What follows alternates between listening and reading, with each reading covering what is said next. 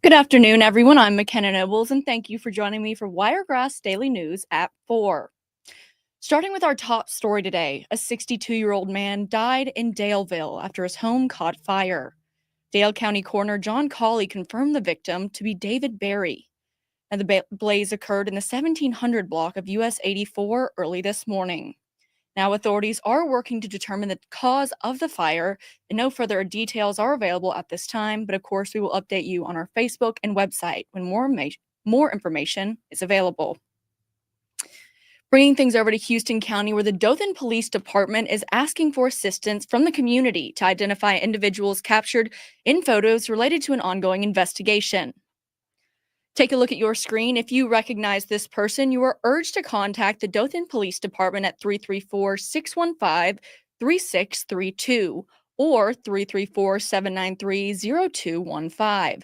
Now, police do assure that the identities of those providing information will be strictly protected and tips can be submitted anonymously. You need to reference case number 01-24-033748 when calling, and further details have not been disclosed at this time. Staying in Dothan, Glover Funeral Home is inviting the community to pay tribute to former President Jimmy Carter. You can sign a special register book in his honor. The book will be sent to Jimmy Carter's Presidential Library and Museum to reflect the love and admiration from the Wiregrass area. Now, the register book is available in the funeral's home lobby at 1468 Hartford Highway in Dothan. Residents can stop by Monday through Friday from 8 a.m. to 4:30 p.m. to add your names and any messages that you want to leave. In state news, Governor Kay Ivey has announced today that Alabama families can now apply for the Choose Act Education Savings Account program.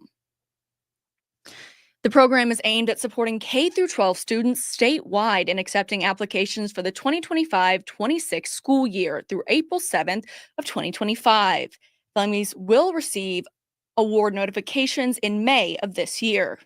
Now, this program provides ESAs for eligible students to cover things like tuition, tutoring, educational therapies, and more through approved education service providers.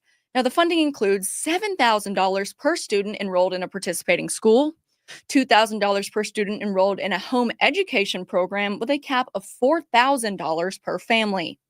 Now, in its first year, 500 ESAs will be prioritized for students with special needs.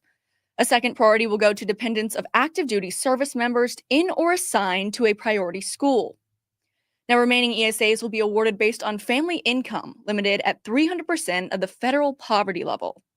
A little suggestion or reminder that they did send out in the relief is it would be about $93,600 for a family of 4. Now, today we are going to cover some national news involving the horrific tragedy that took place in New Orleans on New Year's morning.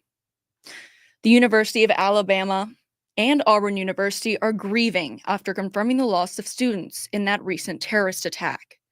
University of Alabama President Stuart R. Bell shared that Kareem Badawi, a student at UA, was killed in the early hours of January 1st, saying, quote, "I grieve alongside family and friends of Kareem in their heartbreaking loss."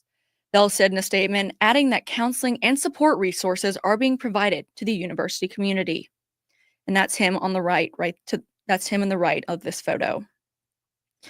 And the Auburn University president, Christopher B. Roberts, also confirmed the loss of its own student at the same attack. Drew Dauphin, a recent 2023 graduate at Auburn University's Auburn's administration expressed their condolences in announcing similar support measures for students and faculty, and saying, quote, "Words cannot convey the sorrow the Auburn family feels for Drew's family and friends during this imaginable time." Now, the FBI is investigating the incident as a terrorist attack, with authorities still working to determine the scope and identity of those responsible. Going over to a bit of a lighter note for today's video story. It's something a little bit different than you guys have seen in the past. And now this is just a little sneak peek. The full interview is already up on our website, and I will be uploading it to Facebook, and it's also on YouTube as well. So let's take a look. Can you start by telling us just who you are? Just like you said, Jerome Jackson. I'm born here in Dothan, worked here most of my life, and in radio for the most part. And how did you get into radio? Because I know you've been a big name here in the Wiregrass. Well, I guess so. But I started out after I graduated high school, got my first job at one of our sister stations now, here at Digio Strategies, WKMX. It's my first job out of high school. I got that by, I guess, pestering the program director enough, who was at the time, Connor Vernon, did the morning show. And he called me up one day out of the blue while I was working at a Zippy Mart in a convenience store that was popular in this area back in that time. And just asked me if I was interested in working in radio. And I said, heck yeah.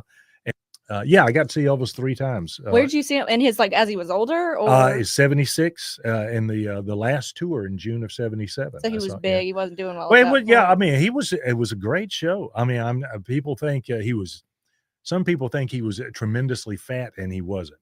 He was only like 225, 30 pounds. Then I guess it's just because how he used to look, and he was just yeah. You got that 73 Aloha from Hawaii, real slim. He was like 170 pounds or something like that.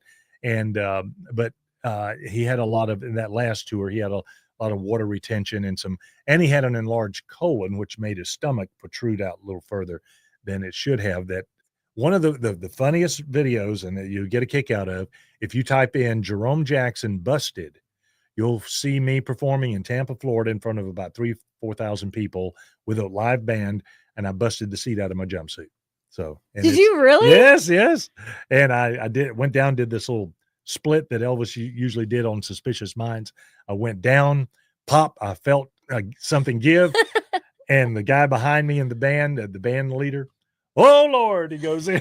Can you start by telling? And again, that was just a little sneak peek of it. We got into a lot more. I will say Jerome is one of the biggest, if not the biggest, Elvis fans I've ever met. And I actually, even though I work with him, I learned a lot more about Jerome today. And it was really fun to get to know him and kind of see how he became this huge face in the Wiregrass. Now, before we go, let's take a look at the weather for tonight.